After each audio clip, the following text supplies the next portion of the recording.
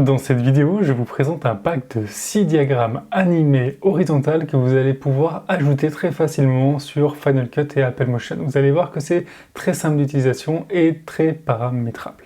Si vous voulez télécharger ce pack, le lien est dans la description et vous allez tomber sur cette page-là où il va falloir que vous soyez abonné chez Envato Elements pour pouvoir le télécharger. Si vous êtes abonné, vous pouvez télécharger des millions d'actifs numériques et beaucoup de choses sur Final Cut et Apple Motion. Ça coûte 14,50 € par mois, mais ce qui est intéressant, c'est que vous allez pouvoir télécharger ce pack et plein d'autres et résilier quand vous le souhaitez ensuite. On va tout de suite passer sur mon écran d'ordinateur et j'ai déjà préparé une petite vidéo pour vous faire une petite présentation tutoriel.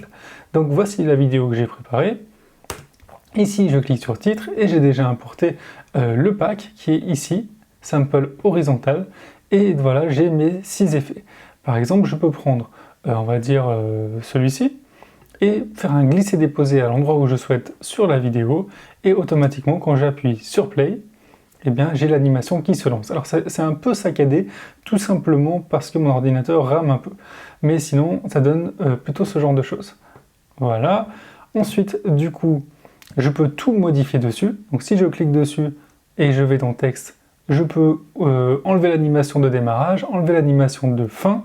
Ensuite, je peux modifier la valeur de la première barre, de la deuxième, etc. Je peux changer la couleur. Par exemple, ici, je vais mettre ça en vert. Voilà, le graphe, vous l'avez compris. Enfin, je peux décider de tout ce que je veux.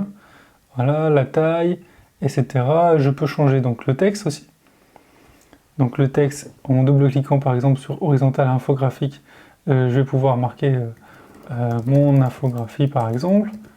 Voilà, et gérer cette animation comme je veux. Ici, je peux gérer la taille.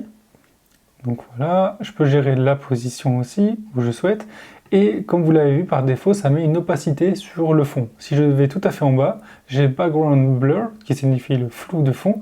Je peux enlever ce flou, tout simplement pour qu'on voit ma vidéo en dessous.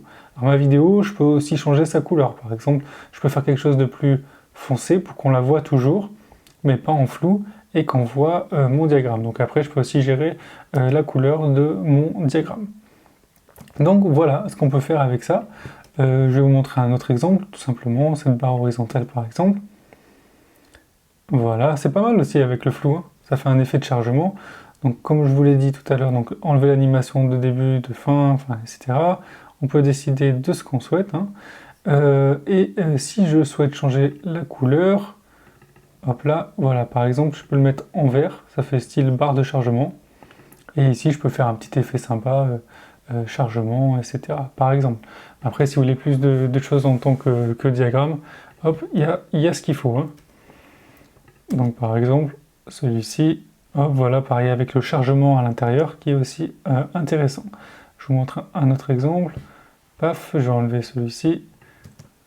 Voilà un autre effet, du coup ça va vous faire économiser des heures de travail et surtout si vous n'avez pas les compétences comme moi pour réaliser ce genre d'animation, ça vous est très utile.